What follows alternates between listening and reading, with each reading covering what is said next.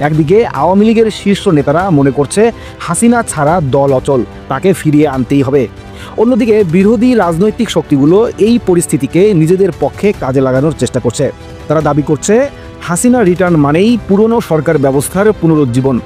শেখ হাসিনা দেশে ফেরা নিয়ে জল্পনা চলছিলই, আর সেই জল্পনার অবসান ঘটতে চলেছে বলা যায়, কারণ দেশে ফিরছেন শেখ হাসিনা।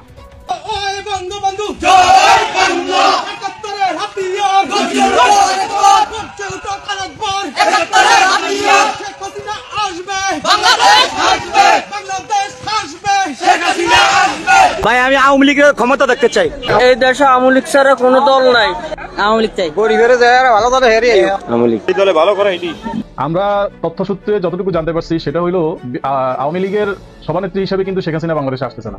শেখ হাসিনা বাংলাদেশের রানিং প্রধানমন্ত্রী হিসেবে বাংলাদেশে আসবে, এবং এইটা মোটামুটি বাংলাদেশের সেনাপ্রধান এবং ভারতের সেনাপ্রধানের মধ্যে দ্বিপাক্ষিক কয়েকটা আলোচনা ইতিমধ্যে হয়ে গেছে। ইউনূসের অন্তর্বর্তী সরকার এই মুহূর্তে একটি বেসামাল পরিস্থিতিতে পড়েছে। বেসামাল পরিস্থিতিতে পরে নাখানি চোবানি খাচ্ছেন, চেষ্টা করছেন পরিস্থিতি স্বাভাবিক করার জন্য। তবে তিনি এই পরিস্থিতি কাটিয়ে উঠতে পারবেন কিনা, এই চাপ মোকাবেলা করতে পারবেন কিনা, তা নিয়ে যথেষ্ট পরিমাণ সন্দেহ আছে। বাংলাদেশ হচ্ছে একটি পিপিলিকার মতো এবং ভারত হচ্ছে হাতির সমপরিমাণ। সামরিক দিক থেকে যদি আমরা চিন্তা করি তাহলে বাংলাদেশকে তারা সেকেন্ডের ভিতরে হাতের মুঠোর মধ্যে নিয়ে পিষে ফেলতে পারবে। সুতরাং এই বিষয়গুলো মাথায় রেখেও আমাদের যা অকাল পরিপক্ক রাজনীতিবিদ যারা আছেন তাদের বক্তব্য দেওয়া উচিত। অন্যথায় যাদের ইন্ধনে এই সকল বক্তব্য দিচ্ছেন তাদেরকেও কিন্তু সময় মতো খুঁজে পাওয়া যাবে না। আসসালামু আলাইকুম দর্শক, সিগন্যাল বিডি চ্যানেলে নতুন একটি গুরুত্বপূর্ণ নিউজ ভিডিও নিয়ে আপনাদের মাঝে হাজির হলাম। প্রিয় দর্শক, বাংলাদেশের বর্তমান রাজনৈতিক প্রেক্ষাপট নিয়ে ইতিমধ্যে অনেকগুলো ভিডিওর অংশবিশেষ আপনারা দেখেছেন এবং আশা করি বুঝতে পেরেছেন আজকের ভিডিওটি কতটি গুরুত্বপূর্ণ এবং আকর্ষণীয় হতে চলেছে। তো এইসব আলোচনাগুলো সম্পূর্ণ জানতে হলে পুরো ভিডিওটি দেখতে হবে। আশা করি পুরো ভিডিওটি দেখবেন। যারা এখন আমাদের চ্যানেলটি সাবস্ক্রাইব করেননি তারা অবশ্যই আমাদের চ্যানেলটি সাবস্ক্রাইব করে পাশে থাকা বেল আইকনটি অন করে দিবেন, আর যারা ইতিমধ্যে সাবস্ক্রাইব করেছেন তাদেরকে অসংখ্য ধন্যবাদ। তো প্রিয় দর্শক, চলুন একটি লাইক দিয়ে মূল ভিডিওতে যাওয়া যাক। সাবেক প্রধানমন্ত্রী শেখ হাসিনার বিদেশে অবস্থান, তার বিরুদ্ধে দায়ের হওয়া মামলার রায় এবং তাকে দেশে ফিরিয়ে আনার সম্ভাবনা সবকিছু মিলিয়ে সৃষ্টি হয়েছে এক অনিশ্চয়তার রাজনীতি।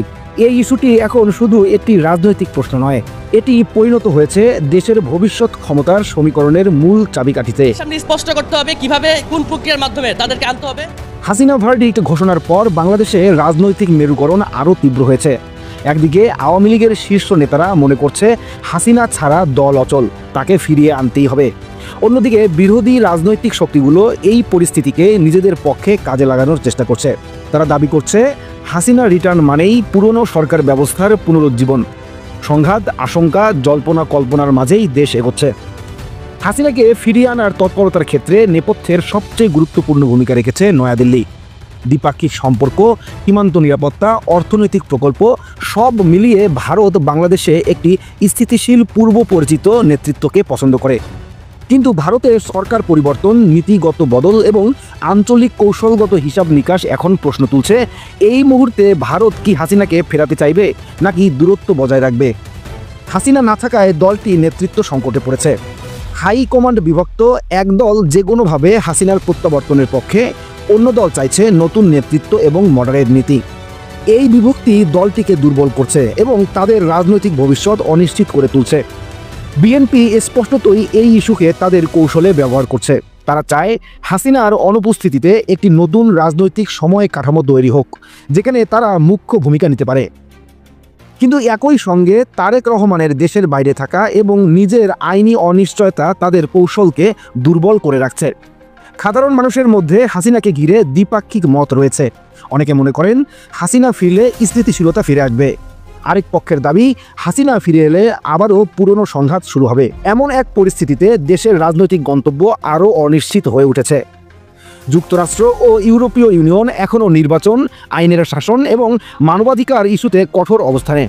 তাদের দৃষ্টিভঙ্গি হচ্ছে হাসিনা রিটার্ন হলে নতুন মানবাধিকার বিতর্ক দেখা দিতে পারে।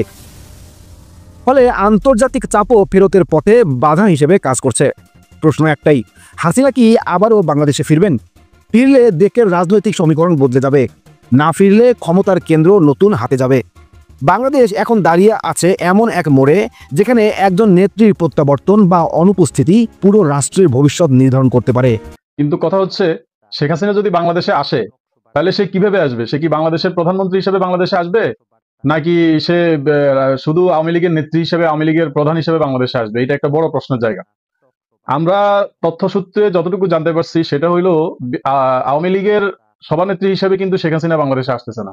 শেখ হাসিনা বাংলাদেশের রানিং প্রধানমন্ত্রী হিসেবে বাংলাদেশে আসবে, এবং এইটা মোটামুটি বাংলাদেশের সেনাপ্রধান এবং ভারতের সেনাপ্রধানের মধ্যে দ্বিপাক্ষিক কয়েকটা আলোচনা ইতিমধ্যে হয়ে গেছে। এমনকি ভারতের যে পররাষ্ট্র সচিব, যিনি বাংলাদেশে আসছিলেন সংখ্যালঘুদের উপর নির্যাতনের বিষয়ে কথা বলার জন্য, সেও যখন সেনাপ্রধানের সাথে দেখা করছে, তারও বক্তব্য একই রকম ছিল যে শেখ হাসিনা বাংলাদেশে আসতে চাচ্ছে, কিন্তু বাংলাদেশে শেখ হাসিনা আসলে তার প্রোটোকল কি হবে, তাকে কিভাবে বাংলাদেশ রিসিভ করবে, এটা সে বারবার জানতে চাইছিল। তো যেহেতু শেখ হাসিনার পদত্যাগের বিষয়টা পুরাই বুমেরাং হয়ে গেছে, যদিও বারবার বলা হয়েছিল যে শেখ হাসিনা পদত্যাগ করে বাংলাদেশ থেকে চলে গেছে, কিন্তু তার পদত্যাগের সপক্ষে এখন পর্যন্ত কোনো নথিপত্র কেউই দেখাইতে পারেনি। শুধুমাত্র হাইকোর্টের একটা রেফারেন্সের ভিত্তিতে বর্তমান যে ইন্টারিম গভর্নমেন্ট, সেই গভর্নমেন্টটা গঠিত হয়েছে, কিন্তু তারা আবার যে সংবিধানের অধীনে শপথ নিছে, সেই সংবিধানটা কিন্তু 72-এর সংবিধান। তো 72-এর সংবিধানে যদি তারা ইন্টারিম গভর্নমেন্ট গঠন করা তাদের বৈধ হয়ে থাকে, তাদের সরকার যদি বৈধ হয়ে থাকে, তাইলে শেখ হাসিনাও বাংলাদেশের প্রধানমন্ত্রী এবং বৈধ প্রধানমন্ত্রী, এটাতে কোনো সন্দেহ নেই। এখন বিষয় হইলো এইটা কেমন একটা জগা খিচুড়ি হয়ে গেছে, বিষয়টা কিভাবে কি করবে, এরকম অনেকগুলো প্রশ্ন আছে। আসলে আমার যেটা মনে হচ্ছে, শেখ হাসিনা ততক্ষণ বাংলাদেশে ঢুকবে না যতক্ষণ না সে বাংলাদেশের প্রধানমন্ত্রী হিসেবে তার যথাযোগ্য মর্যাদা পায়। ততটুকু মর্যাদা না পাইলে সে বাংলাদেশে আসবে না। আবার সে বাংলাদেশে যদি এই মোমেন্টে তার বাংলাদেশে আসাটা এতটাই জরুরি যে সে যদি বাংলাদেশে না আসে, তার নেতাকর্মীরা যেভাবে মামলা হামলার শিকার হচ্ছে, যেভাবে আশাহত হচ্ছে, আওয়ামী লীগ যেভাবে নেতৃত্ব শূন্যতায় ভুগতেছে, এই নেতৃত্ব শূন্যতা থেকে আওয়ামী লীগকে উদ্ধার করার জন্য শেখ হাসিনার কোনো বিকল্প নেই। অতএব শেখ হাসিনা যদি বাংলাদেশে আসে, তাহলে আমরা আশা করতেছি যে সে যদি বাংলাদেশে আসে, তাহলে সে ওইভাবে প্রস্তুতি নিয়েই বাংলাদেশে আসবে, এবং বাংলাদেশের বৈধ প্রধানমন্ত্রী হিসেবে ভারত এখন পর্যন্ত তাকে ভারতের আশ্রয় দিয়ে রাখছে, এবং ভারতে সে যথার্থ একটা দেশের প্রধানমন্ত্রী হিসেবে যেটুকু সম্মান, যেটুকু মর্যাদা পাওয়ার দরকার, সেটুকু সম্মান, সেটুকু প্রটোকল কিন্তু সেখানে পাচ্ছে। এটা গোপন সূত্রের ভিত্তিতে শিওর হওয়া গেছে। আপনারা চাইলে ভালোভাবে যদি ভারতে আপনাদের ভারতের প্রশাসনিক ইয়েগুলোতে, সংস্থাগুলোতে যদি আপনাদের কেউ থেকে থাকে, আপনারা খোঁজ খবর নিয়ে এটা নিশ্চিত হইতে পারেন যে শেখ হাসিনা ভারতে একজন প্রধানমন্ত্রীর যে মর্যাদা পায়, সে মর্যাদাতেই আছে। এখন যদি সে বাংলাদেশে আসে, তাহলে বাংলাদেশে আসলেও সে বাংলাদেশের বৈধ প্রধানমন্ত্রী হিসেবেই বাংলাদেশে আসবে। এইটা অনেকের জন্য গাত্রদাহের কারণ হয়ে যাইতে পারে। অনেকে মনে করতে পারেন যে আমি আবল তাবল করতেছি। আপনারা এটা সত্যতাটা খুব তাড়াতাড়ি পেয়ে যাবেন, কারণ এটা এখন শুধু ঘোষণা বাকি যে শেখ হাসিনা বাংলাদেশে আসতেছে, এবং এইটা যে বাংলাদেশের সরকার যে তার বিরুদ্ধে গ্রেপ্তারি পরোয়ানা জারি করছে, এইটাতে কিন্তু এইটার জন্য যে তাকে কোনোভাবে কিছু করতে পারবে, ব্যাপারটা কিন্তু এমন না। এটা এখন পর্যন্ত এইটুকু নিশ্চিত যে শেখ হাসিনা বাংলাদেশে আসবে এবং তার যথার্থ নিরাপত্তা নিশ্চিত করেই সে বাংলাদেশে আসবে। এইটা যদি সত্যি সত্যি ঘটেই যায়, এরকম ঘটনা যদি সত্যি সত্যি ঘটেই যায়, তাহলে কয়েকটা প্রবলেম তৈরি হবে এই দেশে। প্রথম কথা হচ্ছে, শেখ হাসিনা যদি দেশের প্রধানমন্ত্রী হয়, তাহলে বর্তমান যে ইউনূস সরকারের রোলটা কি? ইউনূস সরকার কোন সংবিধানের ভিত্তিতে, কোন ক্ষমতার ভিত্তিতে, কিসের ভিত্তিতে সে বাংলাদেশের প্রধান উপদেষ্টা হইলো, কিসের ভিত্তিতে ইন্টারিম গভর্নমেন্ট গঠিত হইলো? এটা একটা অনেক বড় প্রশ্ন। কারণ একজন রানিং প্রধানমন্ত্রী থাকা অবস্থায় আবার একটা ইন্টারিম গভর্নমেন্ট কিভাবে গঠিত হয়, এটা একেবারে পুরোই কনফিউজিং ব্যাপারটা।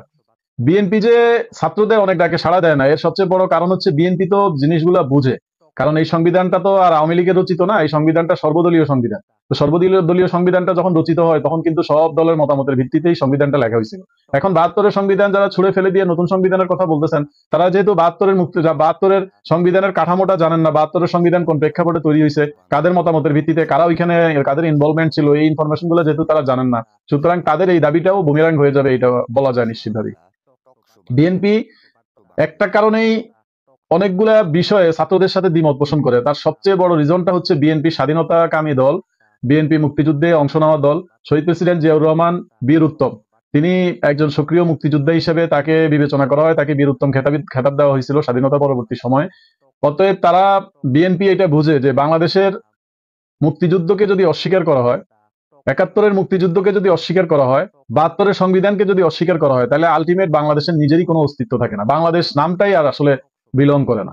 বাংলাদেশ নাম, বাঙালি পরিচয়ে যদি আমাদেরকে বাংলাদেশে বসবাস করতে হয়, তাহলে অবশ্যই ৭২-এর সংবিধানকে সমুন্নত রেখে ৭২-এর সংবিধানের আলোকে রাষ্ট্র শাসন পরিচালিত হবে। এটা বিএনপি আওয়ামী লীগ দুই দলই নিশ্চিত। এবং বিএনপি আওয়ামী লীগ ছাড়াও যারা স্বাধীনতাকামী, যারা বাংলাদেশের মুক্তিযুদ্ধে বিশ্বাস করে, প্রত্যেকটা দল এটা বিশ্বাস করে যে ৭২-এর সংবিধান সমুন্নত রেখে ৭১-এর মুক্তিযুদ্ধকে মাথায় রেখে বাংলাদেশের অস্তিত্ব চিন্তা করা যায়, এর বাইরে কোনোভাবেই বাংলাদেশকে কল্পনা করা যায় না। অতএব এখন যত দাবি যেভাবেই করা হোক, এই দাবিগুলো আসলে ধোপে টিকতে পারতেছে না কোনো মতেই। আইন আদালত যাই বলেন, যেখানেই যাবেন, যেই প্রাসঙ্গিকতায় আসবেন, সেখানেই আসলে ৭২-এর সংবিধানটার কথাই আসবে। আর ৭২-এর সংবিধান অস্বীকার করলে আসলে বর্তমান যে সরকার আছে তারা অবৈধ হয়ে যায়। আবার যেহেতু তারা শেখ হাসিনার পদত্যাগের কোনো নথি হাজির করতে পারে না জাতির সামনে, এমনকি মিডিয়ার সামনেও তারা হাজির করতে পারে না, এবং আমাদের যে বর্তমান রাষ্ট্রপতি শাহাবুদ্দিন চুপ্পু, মহামান্য রাষ্ট্রপতি, উনি নিজেও এটা বলছেন যে শেখ হাসিনার কোনো পদত্যাগপত্র তার কাছে নাই। তাহলে শেখ হাসিনার পদত্যাগপত্র কার কাছে আছে? এইটা নিয়ে অনেক গুঞ্জন, একটা সময় কিন্তু বেশ কিছুদিন এটা খুব আলোচিত ছিল বাংলাদেশে, যে শেখ হাসিনার পদত্যাগপত্র তাহলে কার কাছে। শেখ হাসিনা তো আসলে পদত্যাগই করেন নাই, এটা শেখ হাসিনা বারবার এটা বলছেন যে উনি পদত্যাগই করে যান নাই বাংলাদেশ থেকে। তো অতএব উনি তো 72-এর সংবিধান অনুযায়ী, বাংলাদেশের বর্তমান সংবিধান অনুযায়ী উনি বাংলাদেশের রানিং প্রধানমন্ত্রী। রানিং প্রধানমন্ত্রী থাকা অবস্থায় আবার ইন্টারিম গভর্নমেন্ট একটা কিভাবে তৈরি হয়, এটা একটা জগা খিচুড়ির মতো যদিও হয়ে যায়। তারপরেও তাদের যে বক্তব্য, তারা হাইকোর্টের নির্দেশনা মতে ইন্টারিম গভর্নমেন্টটা গঠন করছে। এখন বিষয় হলো, যদি শেখ হাসিনা বাংলাদেশে কামব্যাক করে, বাংলাদেশে যদি শেখ হাসিনা ফিরে আসে, তাহলে শেখ হাসিনা তো যেহেতু পদত্যাগ করে সে যায় নাই, তাহলে সে তো বাংলাদেশের বৈধ প্রধানমন্ত্রী। অতএব একজন বৈধ প্রধানমন্ত্রী যে প্রটোকলগুলো পায়, আমার তো মনে হচ্ছে যে শেখ হাসিনা বাংলাদেশে আসলে তাকে এই প্রটোকলগুলো দিতে বর্তমান যে সেনাবাহিনীর শাসিত, সেনাবাহিনী সমর্থিত যে ইন্টারিম গভর্নমেন্ট, যে ছাত্রদের সরকার, তারা বাধ্য হবে। এবং শেখ হাসিনা তার নিরাপত্তা নিশ্চিত না করে অবশ্যই বাংলাদেশে আসবে না। তো বাংলাদেশে যদি সে আসে, এরকম একটা ঘোষণা যদি ফেব্রুয়ারি মার্চের দিকে এরকম একটা ঘোষণা যদি হয়ে যায়, যে শেখ হাসিনা প্রকাশ্যে যদি ডেডলাইন দিয়ে দেয় যে অমুক তারিখে উনি বাংলাদেশে আসবে, তখন দেখবেন যে একটা একটা বিরাট একটা হিজিবিজি লেগে যাবে দেশে। কারণ আওয়ামী লীগের, শেখ হাসিনা বাংলাদেশে আসার আগে অবশ্যই আওয়ামী লীগের যে পলাতক নেতা কর্মী যারা যেখানে পালায়ে আছে, দেশের বাইরে যায় যারা অবস্থান করতেছে, গাদাকা যারা যেখানেই দিছে, সবাই কিন্তু দেশে ফিরে আসবে। অতএব এইটা একটা মেসাকার হয়ে যাইতে পারে যদি তাদেরকে কোনো রকম বাধা দেওয়ার চেষ্টা করা হয়। বাংলাদেশের রাজনীতিতে যখনই কোনো বড় ধরনের পট পরিবর্তন হয়, তার সবচেয়ে বড় প্রভাবটি এসে পড়ে আমাদের নিকটতম এবং ঐতিহাসিক বন্ধু রাষ্ট্র ভারতের সঙ্গে সম্পর্কের উপর। এখন দেশের ভেতরে একটি অন্তর্বর্তীকালীন সরকার ক্ষমতায়, আর এই সময়ে ভারত আমাদের সঙ্গে কেমন সম্পর্ক চায় বা এই সম্পর্কটির গতিপথ কোন দিকে মোড় নিচ্ছে, তা নিয়ে সবার মনেই একটি বড় কৌতূহল। গত 6 ডিসেম্বর মৈত্রী দিবস উপলক্ষে ভারতীয় হাইকমিশন কার্যালয়ে একটি অনুষ্ঠান হয়েছে, আর সেখান থেকেই এই সম্পর্ক নিয়ে বেশ কিছু গুরুত্বপূর্ণ ইঙ্গিত আমরা পেয়েছি। প্রথমে আসা যাক ভারতীয় হাইকমিশনার প্রণয় বার্মার মন্তব্যের দিকে। তিনি খুব সাবধানে এবং কূটনৈতিক ভাষায় বলেছেন, ভারত বাংলাদেশের সঙ্গে একটি স্থিতিশীল, ইতিবাচক, গঠনমূলক, ভবিষ্যৎমুখী এবং পরস্পরের সহায়ক সম্পর্ক চায়। এই বাক্যগুলো শুনতে খুব মসৃণ এবং আদর্শবাদী মনে হয়। তিনি আরও যোগ করেছেন, এই সম্পর্কটি গড়ে উঠবে সমতা এবং পারস্পরিক শ্রদ্ধার ভিত্তিতে, আর সম্পর্কের ক্ষেত্রে প্রধান অংশীদার থাকবে দুই দেশের জনগণ। কূটনীতিতে যখন ভবিষ্যৎমুখী এবং স্থিতিশীল এই দুটি কথা ব্যবহার করা হয়, তখন বুঝতে হবে এর মধ্যে একটি সূক্ষ্ম বার্তা লুকিয়ে আছে। বার্তাটি হলো, ভারত হয়তো বর্তমান পরিস্থিতিকে একটি ট্রানজিশনাল ফেজ বলে মনে করছে। তারা বর্তমান সম্পর্ককে একটি নির্দিষ্ট টেমপ্লেটে বেঁধে না রেখে ভবিষ্যতের জন্য একটি শক্তিশালী ভিত্তি তৈরি করতে চাইছে। জনগণকেই প্রধান অংশীদার বলার মধ্য দিয়ে তিনি আসলে দুই দেশের সরকারের ঊর্ধ্বে গিয়ে দ্বিপাক্ষিক সম্পর্কের দীর্ঘমেয়াদী প্রয়োজনীয়তার উপর জোর দিয়েছেন। আমি মনে করি এটি একটি স্মার্ট কূটনৈতিক চাল। কিন্তু কূটনৈতিক ভাষার আড়ালে রাজনৈতিক বাস্তবতাকে আমাদের বুঝতে হবে। ভারতের পররাষ্ট্র মন্ত্রণালয়ের মুখপাত্র রণধীর জায়সওয়াল পূর্ববর্তী বক্তব্যগুলো এবং পররাষ্ট্রমন্ত্রী জয়শঙ্করের সাম্প্রতিক মন্তব্যগুলো বিশ্লেষণ করলে একটি বিষয় পরিষ্কার হয়ে ওঠে। ভারত এই মুহূর্তে বর্তমান অন্তর্বর্তীকালীন সরকারের সঙ্গে খুব ঘনিষ্ঠ কোনো সম্পর্ক তৈরি করতে আগ্রহী নয়। তারা অপেক্ষা করছে পরবর্তী একটি নির্বাচিত সরকারের জন্য। ওই অপেক্ষার কারণটিও অত্যন্ত স্পষ্ট। জয়শঙ্কর বলেছেন, বাংলাদেশের বিভিন্ন রাজনৈতিক দল এবং বর্তমান সরকারও মনে করে বিগত নির্বাচনগুলো বিতর্কিত ছিল। তাই ভারত মনে করে বর্তমান অন্তর্বর্তীকালীন সরকারের প্রধান এবং প্রথম দায়িত্ব হওয়া উচিত একটি সুষ্ঠু, অন্তর্ভুক্তিমূলক এবং নিরপেক্ষ নির্বাচন অনুষ্ঠান করা। এর মাধ্যমে যেন আগের নির্বাচনটি খারাপ ছিল সেই উদাহরণটি স্পষ্ট করা যায়। এই অবস্থান আসলে বিশ্বজুড়ে অন্যান্য বড় শক্তির যেমন আমেরিকা বা ইউরোপীয় ইউনিয়নের অবস্থানের সঙ্গে অনেকটা মিলে যায়। ভারতও চায় বাংলাদেশে এমন একটি সরকার আসুক যার জনগণের ম্যান্ডেট রয়েছে এবং যা আন্তর্জাতিকভাবে স্বীকৃত। এর মানে এই নয় তারা কোনো নির্দিষ্ট রাজনৈতিক দলের পক্ষ নিচ্ছে। এর মানে হলো তারা একটি শক্তিশালী, অস্থিতিশীল গণতন্ত্র দেখতে চাইছে। এখন প্রশ্ন হলো, বাংলাদেশ সরকার কি ভারতের এই চাওয়ার পথে হাঁটবে? এই প্রশ্নটির উত্তর এখনো ধোঁয়াশাচ্ছন্ন, কারণ দেশের ভেতরে রাজনীতির গতিপথ এখন খুবই জটিল। একটি অংশ চাইছে দ্রুত নির্বাচন, আবার অন্য অংশ চাইছে ক্ষমতার পালাবদলকে দীর্ঘায়িত করতে। ভারতের মতো একটি বড় প্রতিবেশী রাষ্ট্র যখন প্রকাশ্যে সুষ্ঠু নির্বাচনের তাগিদ দেয়, তখন তা দেশের অভ্যন্তরীণ রাজনৈতিক প্রেক্ষাপটে একটি বড় প্রভাব ফেলে দেয়। ভারতের এই সতর্ক অবস্থানের বিপরীতে বাংলাদেশের পক্ষ থেকে আসা প্রতিক্রিয়া কিন্তু ছিল একেবারেই বিপরীতধর্মী। মৈত্রী দিবসের মতো একটি ঐতিহাসিক দিন, যা 1971 সালের 6 ডিসেম্বরে ভুটান এবং ভারতের দেয়া স্বীকৃতির স্মৃতি বহন করে, সেই দিনটিতে বাংলাদেশ সরকারের পক্ষ থেকে কোনো আনুষ্ঠানিক বিবৃতি বা বিশেষ সংবাদ চোখে পড়েনি। শেখ হাসিনা সরকারের আমলে যেখানে এই আয়োজনে সরকারি এবং রাজনৈতিক অংশগ্রহণ ছিল চোখে পড়ার মতো, এবার সেখানে এই নীরব সম্পর্ক নিয়ে একটি বড় ইঙ্গিত বহন করে। তবে এর থেকেও বড় চিন্তার বিষয় হলো কঠোরপন্থী রাজনৈতিক মহল থেকে আসা উগ্র ভারত বিরোধী বক্তব্য। একজন এনসিপি নেতা ভারতকে কার্যত হুঁশিয়ারি দিয়েছেন। তিনি বলেছেন, নির্বাচনে ডিস্টার্ব করতে আসবেন না, অনেক ব্যবসা আছে এখানে, পরে লেজ গুটিয়ে পালাতে হবে। এই ধরনের বক্তব্য অত্যন্ত উদ্বেগজনক। এই ধরনের সামরিক কিংবা অর্থনৈতিক হুমকির ভাষা ব্যবহার করে কোনো প্রতিবেশী রাষ্ট্রের সঙ্গে সম্পর্ক স্থাপন করা কোনোভাবেই যায় না। দক্ষিণ এশিয়ার রাজনীতিতে আঞ্চলিক স্থিতিশীলতার জন্য বাংলাদেশের ভূমিকা খুবই গুরুত্বপূর্ণ। আর ভারতের সঙ্গে সম্পর্ক ছিন্ন করে বা যুদ্ধ অবস্থা তৈরি করে দেশের কোনো মঙ্গল হতে পারে না, আমার দেখা মতো হয়নি। একবার ইতিহাসটা স্মরণ করুন। 1971 সালের 6 ডিসেম্বর যখন ভারত ও ভুটান আমাদের স্বীকৃতি দিল, তখন কিন্তু চীন আমাদের বিরুদ্ধে অবস্থান নিয়েছিল। আমেরিকা 7ম নৌবহর পাঠিয়ে পাকিস্তানের পক্ষ নিয়েছিল। এই ইতিহাস আমাদের ভুললে চলবে না। এখন আমাদের পাশে ভারত আছে, পূর্বেও ছিল, সেই 1971 সালে। এখন 54 বছর পর যখন দেশে একটি অংশ ভারতকে হুমকি দিচ্ছে এবং পরোক্ষভাবে পাকিস্তানকে পাশে পাওয়ার ইঙ্গিত দিচ্ছে, তখন তা মুক্তিযুদ্ধের চেতনার সঙ্গে পুরোপুরি সাংঘর্ষিক হয়ে ওঠে। আমরা চাই রাজনীতিবিদরা যেন আবেগের বশবর্তী হয়ে নিজেদের সর্বনাশটিকে না আনেন। যুদ্ধ বা হুমকিদমকি কখনোই কোনো সমস্যার সমাধান নয়। কোনো প্রতিবেশী রাষ্ট্রকে শত্রু হিসাবে দেখলে তা দেশের অর্থনীতি, আঞ্চলিক নিরাপত্তা এবং আন্তর্জাতিক ভাবমূর্তির উপর বিরূপ প্রভাব ফেলবে। তাছাড়া বাংলাদেশ আমি মনে করি একটা পিপিলিকার মতো। বাংলাদেশের উচিত পারস্পরিক সৌন্দর্যপূর্ণ সম্পর্ক এবং লেনদেনের মাধ্যমে দেশের স্থিতিশীলতা নিশ্চিত করা। বিশেষ করে যখন দেশের ভেতরে একটি পরিবর্তন চলছে, তখন বহির্বিশ্বের সঙ্গে সম্পর্ক বজায় রাখা আরও অনেক বেশি জরুরি। ভারতের সঙ্গে আমাদের সম্পর্ক শুধু রাজনীতিতে সীমাবদ্ধ নয়, এটি বাণিজ্য, সংস্কৃতি, সংযোগ বা কানেক্টিভিটি এবং সীমান্ত নিরাপত্তা সবকিছুর সঙ্গে জড়িত।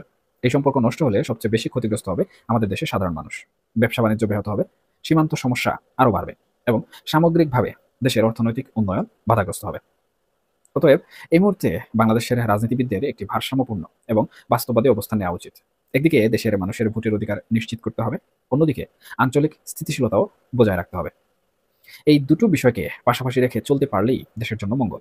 ভারত বা অন্য কোনো বন্ধু রাষ্ট্রের কাছ থেকে সুষ্ঠু নির্বাসনের প্রত্যাশাকে হুমকি হিসাবে না দেখে বরং দেশের গণতন্ত্রকে আরও শক্তিশালী করার একটা সুযোগ হিসাবে দেখা উচিত। ভবিষ্যতে এই সম্পর্ক কোন দিকে মোড় নেয় তা সম্পূর্ণ নির্ভর করছে বর্তমান সরকার এবং পরবর্তী নির্বাচিত সরকার কি ধরনের নীতি গ্রহণ করে তার উপর। এছাড়া আমি যেমনটি বললাম, বাংলাদেশ হচ্ছে একটি পিপিলিকার মতো এবং ভারত হচ্ছে হাতির সমপরিমাণ। সামরিক দিক থেকে যদি আমরা চিন্তা করি, তাহলে বাংলাদেশকে তারা সেকেন্ডের ভিতরে হাতের মুঠোর মধ্যে নিয়ে পিষে ফেলতে পারবে। সুতরাং এই বিষয়গুলো মাথায় রেখেও আমাদের যা অকাল পরিপক্ক রাজনীতিবিদ যারা আছেন তাদের বক্তব্য দেওয়া উচিত। অন্যথায় যাদের ইন্ধনে এই সকল বক্তব্য দিচ্ছেন তাদেরকেও কিন্তু সময় মতো খুঁজে পাওয়া যাবে না। প্রিয় দর্শক, ইতিমধ্যে আপনারা আমাদের পুরো ভিডিওটি দেখেছেন। ভিডিওটি দেখে কি জানলেন এবং বুঝলেন? অবশ্যই আপনাদের মূল্যবান মতামতটি আমাদের কমেন্ট বক্সে জানাতে ভুলবেন না। এখনো যারা আমাদের চ্যানেলটি সাবস্ক্রাইব করেননি তারা অবশ্যই আমাদের চ্যানেলটি সাবস্ক্রাইব করে পাশে থাকা বেল আইকনটি অন করে দিবেন এরকম নিত্য নতুন প্রতিদিন গরম গরম নিউজ আপডেট পেতে। ধন্যবাদ সবাইকে।